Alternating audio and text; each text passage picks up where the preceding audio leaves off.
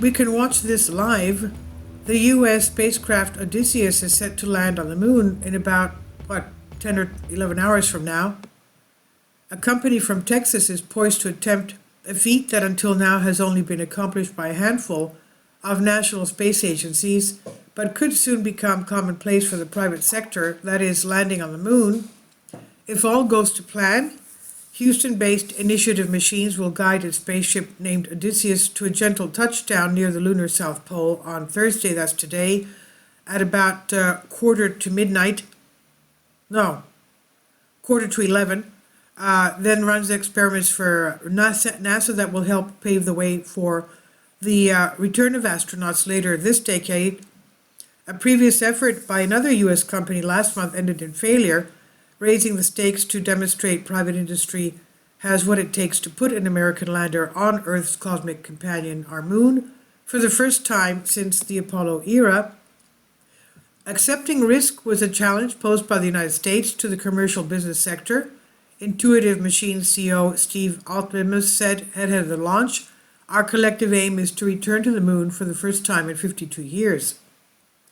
The company plans to run a live stream on its website, with flight controllers expected to confirm landing about 15 seconds after the milestone is achieved because of the time it takes for the radio signals to return from the moon back to Earth. As it approaches the surface, Odysseus will shoot out an external Eagle cam that captures images of the lander in the final seconds of its descent. Studying the lunar haze, about the size of a big golf cart, Odysseus is hexagonal shaped and it stands on 6 legs. It launched on February 15 atop a SpaceX Falcon 9 rocket and boasts a new type of supercooled liquid methane propulsion system that allowed it to race through space in quick time, snapping pictures of our planet along the way. Its destination is Malaparte A. It's an impact crater, 300 kilometers, it's 180 miles from the lunar South Pole. NASA hopes to eventually build a long-term presence and harvest ice there for both drinking water and rocket fuel under Artemis, its flagship Moon to Mars program. The U.S. Space Agency paid Intuitive Machines $118 million to ship science hardware and better understand and mitigate environmental risks for astronauts, the first of whom are scheduled to land no sooner than 2026.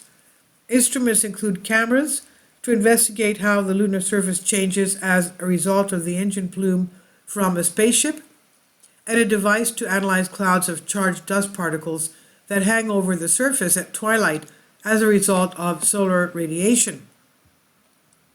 Mini-moons. The rest of the cargo was paid for by Intuitive Machines' private clients and includes 125 stainless steel mini-moons by the artist Jeff Koons. After touchdown, the experiments are expected to run for roughly 7 days before lunar night set in on the South Pole, with a lack of solar power rendering Odysseus inoperable. Now, with these 125 stainless steel mini-moons, I don't know why they're going to be up there.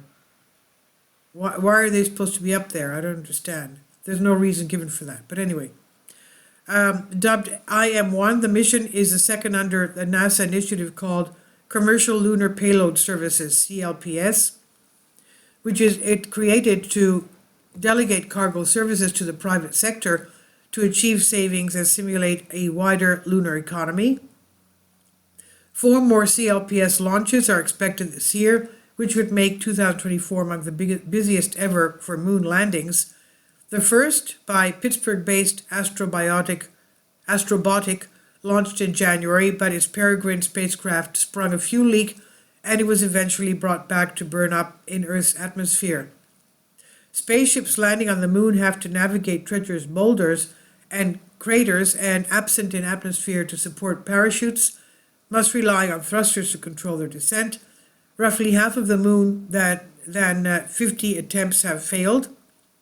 Half of more than 50 attempts have failed. The Soviet Union was the first country to achieve a survivable landing on a celestial body when its Luna 9 spaceship touched down and transmitted pictures back from the moon, February 1966. Next came the United States, which is still the only country to also put people on the surface. In America's long absence, China has landed 3 times since 2013, India reached the moon in 2023, and Japan was the latest just last month. This is from Agency France Presse on Science Alert by Issam Ahmed. Please leave your comments. Thank you for your support. Kindly support my Patreon account.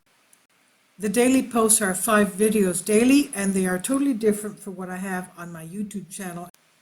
Thank you so much for your support and that you find all my content so interesting. You'll find the Patreon account details in the description box below.